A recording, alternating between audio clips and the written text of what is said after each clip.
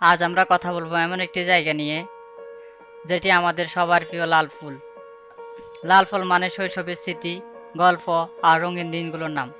এখানে আমরা বন্ধুদের সঙ্গে খেলেছি, পড়াশোনার পথে হেঁটেছি, উৎসবের আনন্দ ভাগাভাগি করেছি। এই ফুল শুধু একটি সেতু ছিল না, এটি ছিল আমাদের বেড়ে ওঠার নীরব সাক্ষী। ভূমিহীন বাজার আর কালাদুর বাজারের মাঝখান দাঁড়িয়ে আছে এই লাল ফুল। বছর পর বছর ধরে আশপাশে শত শত মানুষের যাতায়াতের একমাত্র ভরসা ছিল এটি।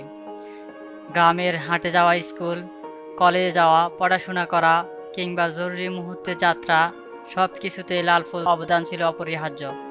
কালের স্রোতে প্রজন্মের পর প্রজন্ম বেড়ে উঠেছে এর পাশ দিয়ে।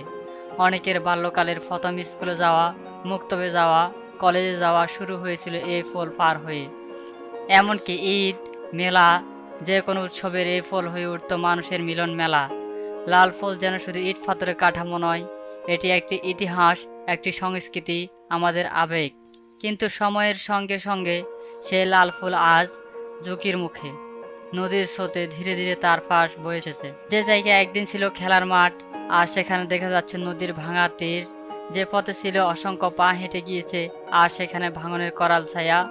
যে জায়গায় ছিল এক সময় মসজিদ, মাদ্রাসা, মুক্তব, কবর, সেই জায়গা আজ নদীর কবলে। দিন দিন ভেঙে পড়েছে লাল ফুলের গাঁথনি। নদীর ঢেউ টেনে নিচ্ছে আমাদের শৈশবের স্মৃতির টুকরো টুকরো অংশ।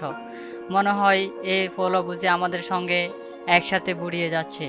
আজ লাল ফুল দাঁড়িয়ে আছে নিঃশব্দ সাক্ষীর মতো। সে যেন বলেছে, আমি শুধু একটি সেতু নয়, আমি তোমাদের অতীত, আমি তোমাদের স্মৃতি, আমি তোমাদের হারিয়ে যাওয়া প্রতিচ্ছবি।